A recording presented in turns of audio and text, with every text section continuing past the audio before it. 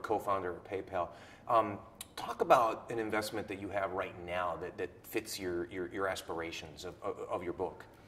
Well, we're large investors in Airbnb, and so it's certainly a completely new market that they've opened up. It was this undiscovered inventory that people had in their homes, and basically that had no value before. All of a sudden, it has tremendous value. It's great for the customers. It makes it probably cuts the. You can get the equivalent of a hotel room for maybe 1/3 of the cost. It's some volatility in what you get, but it's much cheaper, and so it's created this massive new market, and involves sort of a combination of a really great insight, some creative design, and then a lot of hard work in getting the cycle jump started. Anything that is a more of a moonshot, something small, maybe it won't work, but if it does, it's going to be huge. Well, we keep I think probably the single area of technology that's the most bombed out is biotech, and so it's an area we keep working on. So there's one company we're in that has a new approach that's going to try to figure out ways to cure a whole series of different types of cancers. Another one has the goal of curing all viral diseases. And when you look at it and look at the theory, all the pieces make sense. There's obviously a question: can you pull it together?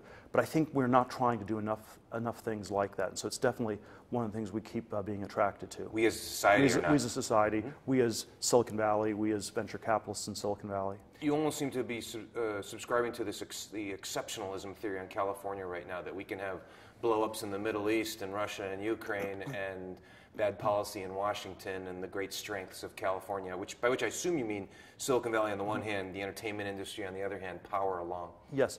Well, it's one of the things I contrast in my book is this idea of globalization and technology. And I think in a successful 21st century, we want both globalization to happen and there to be great technological progress.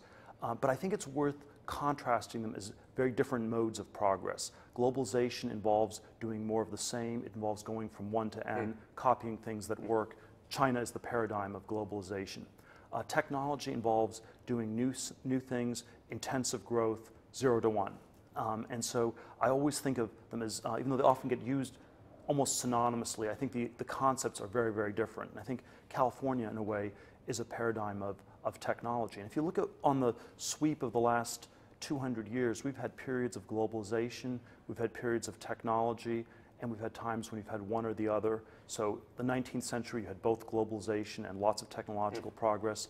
1914 to 71, start of the First World War, globalization goes in reverse, but technology keeps progressing very fast. 1971, Kissinger goes to China. Globalization gets restarted in the 70s to today. And technological progress, I would argue, has been fast in computers, not so fast elsewhere.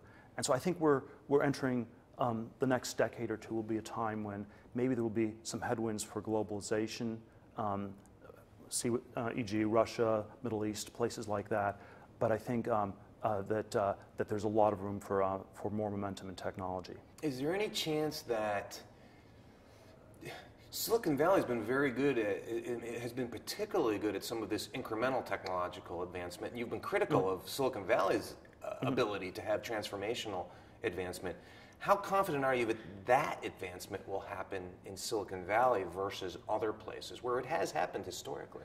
Well, I think extreme optimism or extreme pessimism are always bad attitudes to have, because they lead to the same conclusion, which is that you don't have to do anything. And so I think the truth on Silicon Valley is somewhere in between. It's a place where we've done some of this in the past. Tesla was built here in Silicon Valley in the last decade, but we haven't done that much. So I think we could do it, but it won't happen on its own, and so we have to work at making it happen.